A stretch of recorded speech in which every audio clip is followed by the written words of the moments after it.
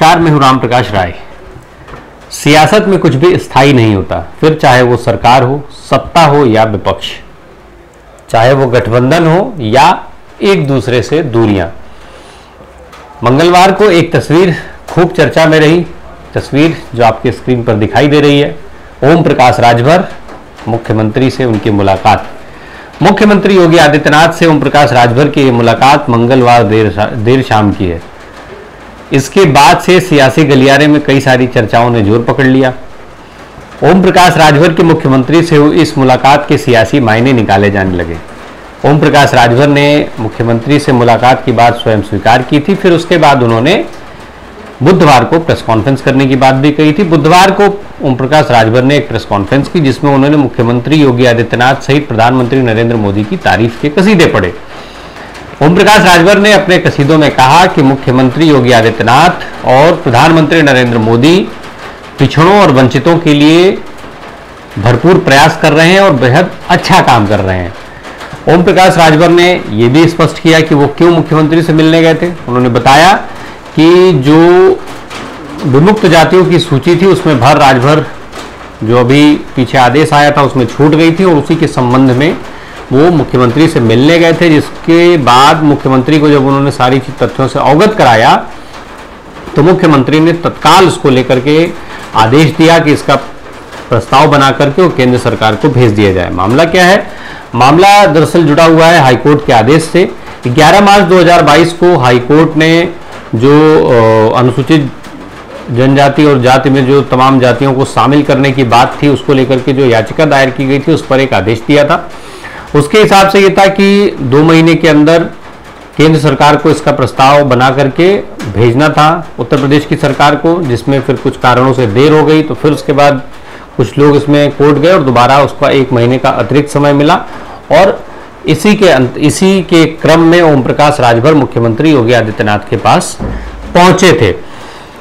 उन जो विमुक्त जातियां हैं उसमें 19 जातियां आती हैं। ओम प्रकाश राजभर ने ये बात कही कि 17वें नंबर पर राजभर भी हैं इसमें, और ये जो राजभर हैं उनका प्रस्ताव में नाम छूट गया था और उसी के लिए वो मिले थे मुख्यमंत्री से। यानी ये कि राजभर को जो प्रयास हो रहे हैं और राजभर को जल्द ही राजभर जाति जो है उसको एसटी का दर्जा मिल जाएगा, इस तरीके की बातें हो रही हैं। लगे हाथ जब ओम प्रकाश राजभर मुख्यमंत्री योगी आदित्यनाथ से मिले या जब वो कुछ बोलते हैं तो जनरली वो मीडिया की सुर्खी बनती ही बनती है। इसी के कारण ये सारी चीजें खूब चर्चा में रही। लगे हाथ ओम प्रकाश राजभर ने 26 सितंबर से अपनी जो सावधान रथ यात्रा थी उसकी शुरुआत होने की बात भी कही थी। आपको याद दिलाते चलें कि बीते महीने जिस समय समाजवादी पार्टी सुबह सपा जो सुहेल देव भारतीय समाज पार्टी है ओम प्रकाश राजभर की, उसका जो गढ़ है गाजीपुर, वहां पर उसने एक यात्रा निकाली थी देश बचाओ देश बनाओ करके। उसके बाद ही ओम प्रकाश राजभर ने यह ऐलान किया था कि वो उत्तर प्रदेश के सभी 75 जिलों में एक यात्रा निकालेंगे, सावधान यात्रा। इस यात्रा का समापन बिहार की राजधानी पटना के गांधी मैदान में किया जाएगा। उन्होंने ये चीज स्पष्ट भी किया था। उस समय उन्होंने बिहार के मुख्यमंत्री नीतीश कुमार से ये बात भी कही थी कि वो जाति जनगणना कराएं। अब वो सक्षम है और ओम प्रकाश राजभर ने जाति जनगणना को लेकर के नीतीश कुमार का समर्थन भी किया था कि उसको अब उनको करा लेना चाहिए।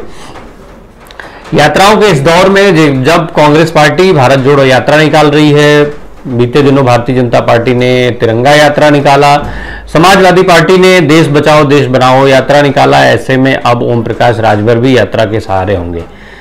जिस तरीके से समाजवादी पार्टी गाजीपुर जो सुबह सपा का गढ़ है उस पूरे बेल्ट में उसने अपना वोट बैंक तलाश करने की कोशिश की, उसी तरीके से ओम प्रकाश राजभर भी पूरे उत्तर प्रदेश में राजभरों को इकट्ठा करने की बात कर रहे हैं, राजभरों को और लोगों को सावधान करने के लिए सावधान यात्रा निकाले जाने की बात कर रहे हैं। आपको बताते चले कि पूर्वी उत्तर प्रदेश के कई ऐसे जिले हैं जहां राजभर वोट बेहद महत्वपूर्ण होते हैं चुनाव की समीकरण के हिसाब से, चुनावी गणित के हिसाब से। फिर चाहे वो गाजीपुर, बलिया, आजमगढ़ वो बेल्ट हो या अम्बेडकर नगर, देवरिया, कुशीनगर, महाराजगंज, ये जो पूरा बेल्ट है उसमें राजभरों की एक मजबूत संख्या है और राजभर जाति के जो वोट हैं वो चुनाव के परिणामों को खासा प्रभावित करते हैं। यही कारण है कि साल 2022 में जब उत्तर प्रदेश में विधानसभा के चुनाव हुए तो ओम प्रकाश राजभर और समाजवादी पार्टी का जो गठबंधन था वो भले ही पश्चिमी उत्तर प्रदेश में कुछ खास न कर पाया हो, पर पूर्वी उत्तर प्रदेश में इस गठबंधन ने भारतीय जनता पार्टी का खूब नुकसान किया। कई ऐसी सीटें रही जहां पर भारतीय जनता पार्टी को राजभर के चलते नुकसान उठाना पड़ा था। आजमगढ़ की सारी सीटें भारतीय जनता पार्टी इसी क्रम में हार गई थी। वहां पर किसी भी सीट पर भारतीय जनता पार्टी को जीत नहीं मिली थी। उसका मुख्य कारण बताए गए थे ओम प्रकाश राजभर। ओम प्रकाश राजभर योगी आदित्यनाथ के पहले जो सरकार की पहली कार्यकाल था उसमें मंत्री भी रहे थे। इनको इनके जो बयान होते हैं, जो इनका विद्रोह है, उसके लिए जाना जाता है। कई बार ये सरकार में रह करके भी ये मुख्यमंत्री ही इनको लेकर के काफी असहज स्थिति में पहुंच गए थे इनके बयानों के चलते। कई बार ये सरकार में रहते हुए भी सरकार के खिलाफ कई सारे बयान देते रहे। बाद में फिर इन्होंने मंत्री पद से इस्तीफा दे दिया था और फिर ये भारतीय जनता पार्टी और गठबंधन से भी अलग हो गए थे। फिर इस चुनाव में वो समाजवादी पार्टी के साथ गठबंधन में रहे। जब समाजवादी पार्टी सत्ता में नहीं लौट पाई तो फिर आजमगढ़ में हुए उपचुनाव के बाद जो पूर्व मुख्यमंत्री और समाजवादी पार्टी के राष्ट्रीय अध्यक्ष अखिलेश यादव, उनके ऊपर इन्होंने कई आरोप लगाए।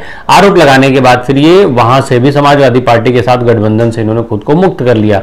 इन्होंने अखिलेश यादव पर ये आरोप लगाए थे कि अखिलेश यादव बंद कमरे से राजनीति करते हैं, एसी में बैठ करके राजनीति करते हैं और राजनीति ऐसे नहीं चलती है। उत्तर प्रदेश जब आजमगढ़ में अभी उपचुनाव हुए थे तो अखिलेश यादव उस समय उपचुनाव में प्रचार करने के लिए भी नहीं गए थे और हारने के बाद ओम प्रकाश राजभर ने उन पर जमकर के निशाना साधा था। कई सारे हमले किए थे। बाद में फिर अखिलेश ने कहा था कि जिसको जहां जाना है वो जा सकता है। इसके चलते अखिलेश यादव के साथ इन्होंने अपने गठबंधन को खत्म किया और फिर ये अलग हो गए। राष्ट्रपति चुनाव के समय पर ही इस चीज की चर्चा चलने लगी थी कि वो जल्दी भारतीय जनता पार्टी के साथ गठबंधन में आ जाएंगे, पर अभी भी हालांकि भारतीय जनता पार्टी के साथ उनका कोई गठबंधन नहीं हो पाया है। पर राष्ट्रपति चुनाव में भारतीय जनता पार्टी एनडीए के उम्मीदवार को सपोर्ट करने के बाद फिर इनकी केंद्रीय गृह मंत्री अमित शाह से भी बातचीत उस समय हुई थी, जिसके बाद कई सारे कयास सियासत में ओम प्रकाश राजभर को लेकर के लगाए जाने लगे हैं। अब जब उत्तर प्रदेश के मुख्यमंत्री योगी आदित्यनाथ से मुलाकात की तस्वीर और उसके बाद फिर ये प्रेस कॉन्फ्रेंस में पढ़े गए मुख्यमंत्री के कसीदे, इसको लेकर के एक बार फिर से सियासी माहौल बदलने की बात कही जा रही है और चर्चाओं का बाजार गर्म है। ओम प्रकाश राजभर ने प्रेस कॉन्फ्रेंस में जो कहा उसे आप फिलहाल सुनते चलिए।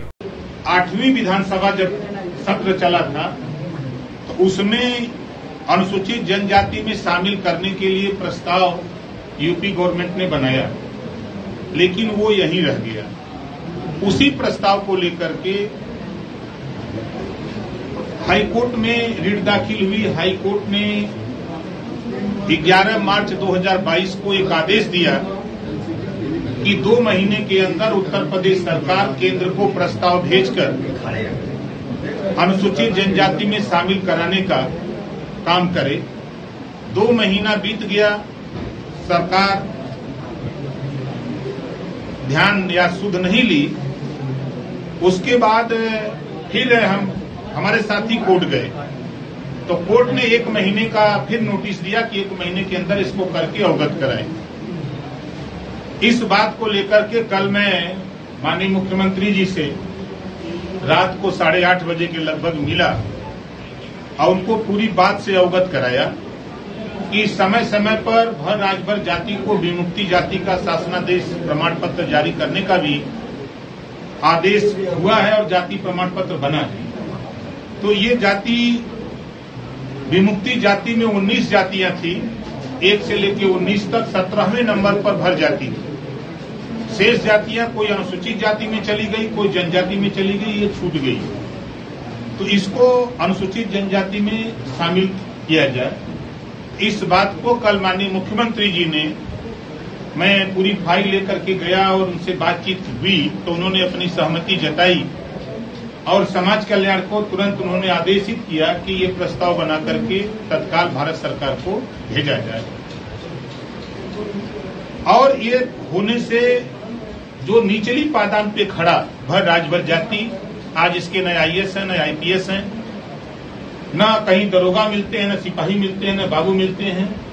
ये काम हो जाने पर पहले इनको शिक्षा में सहूलियत मिलने लगेगी, नौकरियों में इनको सहूलियत मिलने लगेगी। ये प्रयास हम लोग बड़े लंबे समय से कर रहे थे।